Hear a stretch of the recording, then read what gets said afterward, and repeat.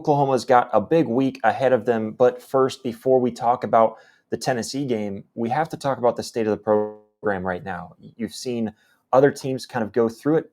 You're seeing other teams that they really have just figured out that they're not going anywhere with the current regime, and they've moved on. And Oklahoma fan base is talking a little bit about what could be next. And I kind of want to talk about that because I feel like it has been the talk of the week. Oklahoma loses a game, and of course, what's going to follow after that? Oklahoma fans talking about what could be next after a loss. And I want to I oftentimes call it overreacting, but I don't really want to call it that. I mentioned something about that on social media this week and posted that I think fans should be upset. Anytime your team loses, fans should be upset. That's why you are a fan of a team, because you want that team to win. Fans should be upset when Oklahoma, specifically Oklahoma fans, should be upset about any loss and should be upset about a 2-loss team this far into the season where the losses have been ugly. Some of the wins have been exciting and good wins, and you gain some confidence in this team after those wins. I think the Michigan win was one that Oklahoma fans got very confident of, and maybe a little too overconfident now that we've gotten this far into the season, with hindsight being 2020. But you get really confident in your team after some of those big wins. I think the Auburn win kind of made Oklahoma fans pucker up a little bit, but say, hey, at least we got out of that one. We squeezed out of a tough game. And nobody would ever tell you that Auburn's an easy team to beat. They may not be a good team, but they're not an easy team to beat. Then you move forward, and I think, of course, the Texas loss was one that was really ugly, brought this fan base down to bones. It felt like the fan base was very down on how Oklahoma looked after that Texas loss. But then they have the bounce back win against South Carolina. And the way that they won there against South Carolina, I think the fan base felt very positive. And again, maybe overconfident back into this team again. Hey, this team only has one loss, and they could move on and beat a top 10 opponent in Ole Miss and move on with this season feeling pretty good about the way that the season could end, and at least feeling good that, hey, what we have here is building up forward towards what we've got in the future. To where now you lose in really a gut-wrenching loss to Ole Miss at home in a game that Oklahoma had plenty of opportunities to take. Now, you can talk about how poor the officiating was, which it has been every week in the SEC, so let's not pretend like that's not the case. You can talk about all kinds of things outside of the fact that it really was just Oklahoma's loss. I mean, they lost and they beat themselves in so many ways, and they could have taken that game in so many different ways. I will mention Lane Kiffin's comment. I get where Lane Kiffin's coming from, and you know what? He's good at being snarky and kind of talking crap to rally his fan base up, and so I give him all the credit in the world for that. But he talked about how Brent Venables came out in the press conference after the game, the post-game press conference, and he said, I feel like we were the better team, and we didn't. Basically, it was pulled out of context. That entire clip, they one of the reporters asked him, he said, hey, Brent Venables feels like they were the better team. And to Lane Kiffin's credit, yeah, he's right. I mean, really, that was what game were you watching then? Because Ole Miss was better in many categories and ended up beating a defensive coach in his own game. And so, I understand where Lane Kiffin was coming from, but then for the reason why he went down that road and why a lot of Oklahoma fans are upset with his comments are because the reporter was asking that question without really putting any kind of context behind that. The context behind it was just simply put that hey, after the game, Brent Venables said, I feel like we were the better team and didn't show that today. And I think any coach typically feels that way, and any coach should typically feel that way about his team, that you feel better than any team you're going against. You feel like you have a chance to win against any team you're going against. That's the way coaches should feel. So anyways, to get off that rant, Oklahoma loses 34-26 in a game that felt within reach many times throughout that game. And we've already talked about that at nauseum, about how this was a game that Oklahoma really beat themselves, whether it be penalties, and you can talk about some of the poor penalties or some of the missed calls, all of that, but Oklahoma should have been able to overcome those things. This was an Oklahoma team that coming into it knew that they could run the ball with Xavier Robinson and Tory Blaylock because they did it a week ago against South Carolina, who was ranked 75th in rushing defense. And Oklahoma is now going against the 90-some ranked rushing defense and didn't try to get the run game going, didn't even attempt to use that to their advantage. And there's many reasons. We've talked about this, again, plenty this week and leading up to the Tennessee game. Really coming away from this Ole Miss game, that Oklahoma didn't try to utilize that run game. And the main reason why you utilize run game against a team that isn't very good at running the ball is, first off, that's their weakness. So why not use that weakness against them? But second of all, the run game specifically, you really want to get going because of what it does to the clock. You take away so much on the play clock. You end up chewing up that time of possession, which Oklahoma desperately needed in this game. And any team really needs that in tight games. Any team wants to win the time of possession because that means you kept your defense off the field and you kept your offense on the field. What is that the recipe for? That's the recipe for scoring points and not allowing them to score points. So Oklahoma doesn't run the ball well. They finally get something going in the third quarter, and they don't go based off of what their running back and Xavier Robinson, who averaged 5.5 yards per carry when you take away that 65-yard touchdown. And in the fourth quarter, I believe he only got 3 or 4 touches. And in the fourth quarter alone, when he got those 3 or 4 touches, he still averaged 5.5 yards per carry. So in a crucial moment, in a crucial quarter where you need to close this game out, Oklahoma doesn't go with the guy that is being the workhorse for them, the guy that they know they can rely on because he's been reliable during the entire third quarter and got this team back into the lead.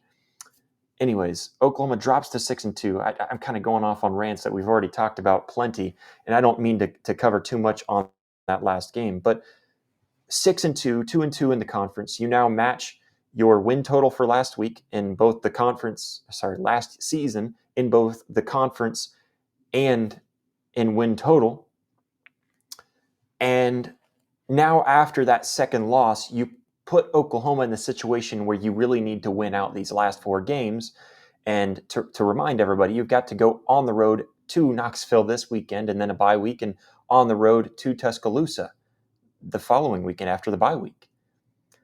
And I think the 2 home games, most Oklahoma fans would probably say you should be able to win against a Missouri team that won't have their starting quarterback in Bo Prabula, and who was, I was actually kind of corrected, was technically their backup quarterback because I forget now who their starting quarterback was, but they had a different starting quarterback, got injured, and now then Bo Prabula came in, and I think that was the right move. It actually worked out really well for them. But you should be able to beat Missouri if they don't have their starting quarterback, which it seems that they won't, and LSU, who just lost their head coach. Those are 2 winnable games at home for Oklahoma to close out the season. So that gives Oklahoma fans hope that, hey, 8-4 season at least gives us some sort of hope for the future. It at least gives us some sort of insight that, hey, we built off of only 6 wins a season ago and we moved up to 8. So maybe next year we move up to 10. And it gives you some sort of hope, I suppose. Not much confidence, but you've got hope, right? And so with that being said, Oklahoma fans really need a win on the road, either at Knoxville or at Tuscaloosa. And at Knoxville seems like the more likely of the 2, if we're being honest with ourselves. But right now, so the playoff odds, the college football playoff odds for Oklahoma, it plummeted down to 19.6% based on ESPN's CFP index. So 19.6, where before the Ole Miss game, it was at 42.9% chance to win enough games and to make the college football playoffs. So Oklahoma is sitting at a very tough spot. Now, if Oklahoma were to win on the road in Knoxville, it would bump up. And then to go on the road to Tuscaloosa, I really can't expect too much right now with the confidence level that this fan base is on. Can't expect too much there. But there's a chance for Oklahoma to be able to then be able to move on and to grow their odds even more. And so, anyways, it's a lot of optimism, a lot of moving forward. But currently sitting at 19.6% chance to make the college football playoffs. Now, that is a relatively higher number than what it sounds like when you really think of what Oklahoma has to do. In all reality, you win out, you're in the college football playoffs. It's just that, again, the confidence level is not there to say that Oklahoma could make it. And again, now sitting at 6-2, 2-2 in the conference, Brent Venables is facing an increased scrutiny among the fan base. And again, I say rightfully so.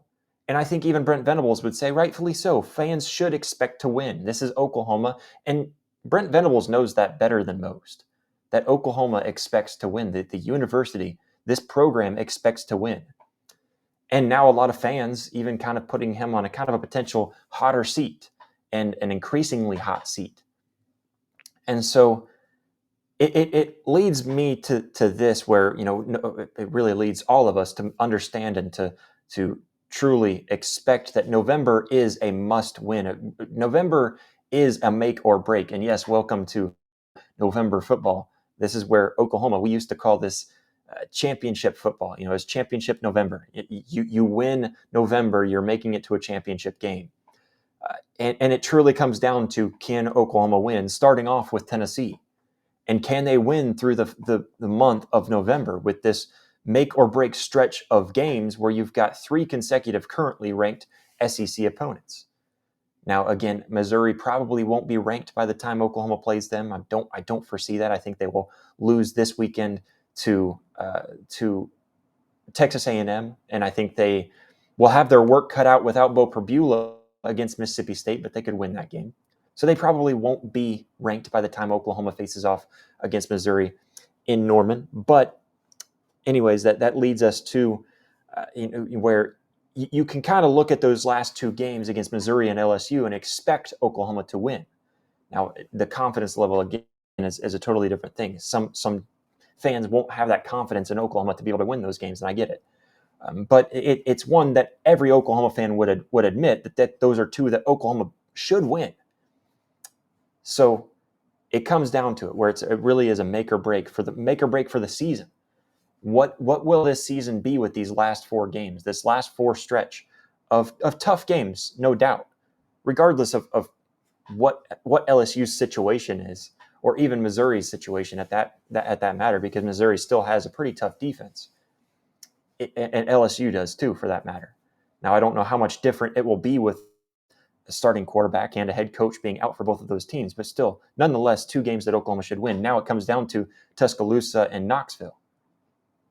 What can Oklahoma do in those 2 games?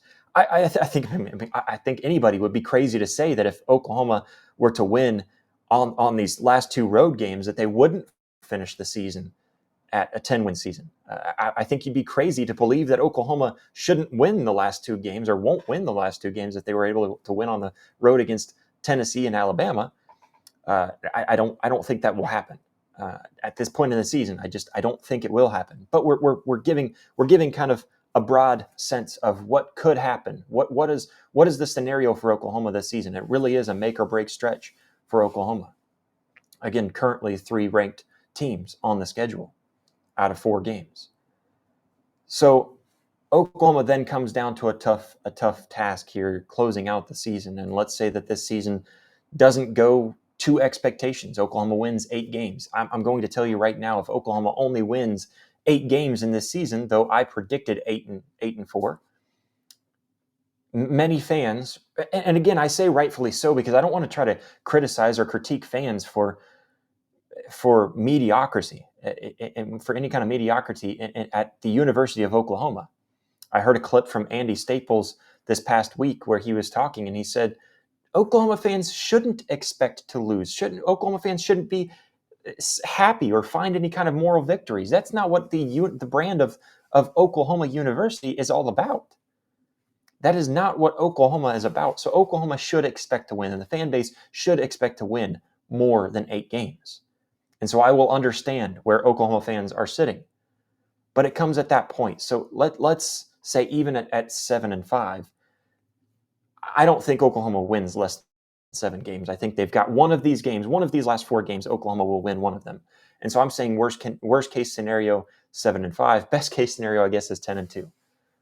Realistic expectations of high expectations would be 9-3. And I'm to the point right now where I think Oklahoma fans, I'm genuinely asking you guys, so please put it down in the chat, in the comments down below, and let me know what you guys think. Because if Oklahoma were to end at the worst case scenario at 7-5, I think at 6-6 we can all probably say that the writing is on the wall for this current regime. But at 7-5, how confident are Oklahoma fans? How confident do Oklahoma fans feel that they can compete against the other teams that are currently searching for a head coach?